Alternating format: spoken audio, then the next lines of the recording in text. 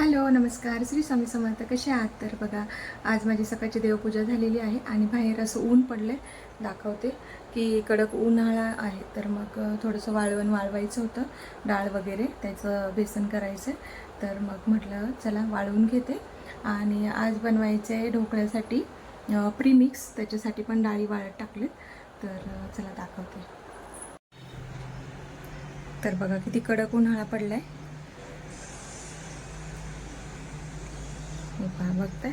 आणि आता गॅलरीत पण ऊन येतं, तर मग म्हटलं ही डाळी वगैरे वाळून घेते. ढोकळ्यासाठी प्रीमिक्स बनवायचं आहे, तर त्याच्यासाठी डाळ वाळत ठेवली. आणि इथे थोडीशी उडदाची डाळ घेतली आणि त्याच्यासाठी तांदूळ पण लागणार आहेत, तर ते नंतर दाखवते. आणि मग इथे शेंगदाणे आहेत बाजारातून आणलेले, ते थोडेसे ओले होते म्हणून म्हटलं ऊन देऊन घ्यावं, ऊन आलंच आहे तर चला मग नंतर डाळी वगैरे वाळून झाल्या की मग नंतर दाखवते. तर इथे बघा गाईचा चेक होता थोडासा, तर मग मी दुधामध्ये छान मिक्स केला, साखर वगैरे वेलची वगैरे टाकून, आणि कुकरमध्ये छान वाफवायला ठेवला. आता इकडे दळण टाकलंच होतं ज्वारीचं, तर मग म्हटलं चला प्रीमिक्स पण बनवायचं आहे, तर ते पण काढून घेते. तर आता इथे मी अर्धा किलो डाळ घेतली चण्याची.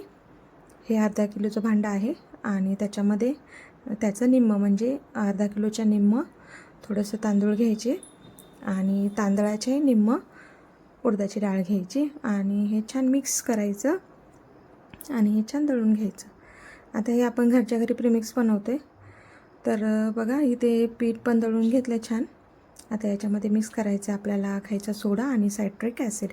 तर खायचा सोडा किती घ्यायचा आहे? खायचा सोडा घ्यायचा आहे 50 ग्रॅम आणि सायट्रिक ॲसिड 50 ग्रॅम, जे की मी बाहेर बाजारातून आणलं होतं.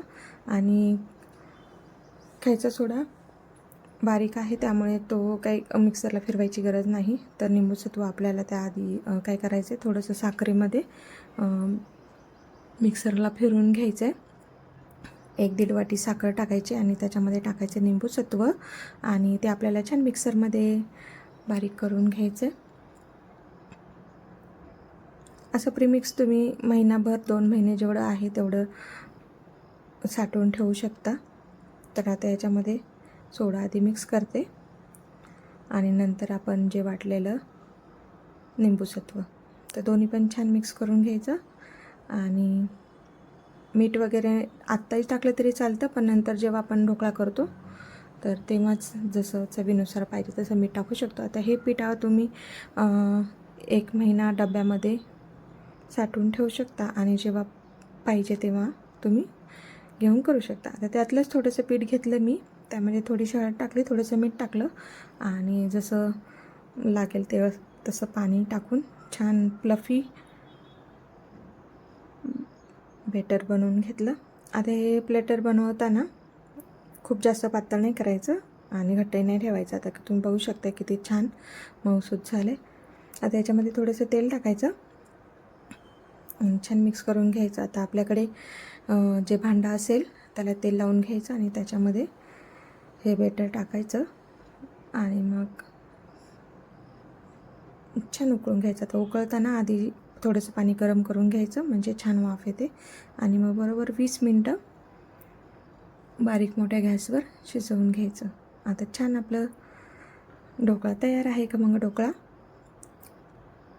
तर त्याच्यावर छान फोडणी करून घ्यायची, हिरवी मिरची, कढीपत्ता वगैरे, आणि छान आपला ढोकळा तयार आहे.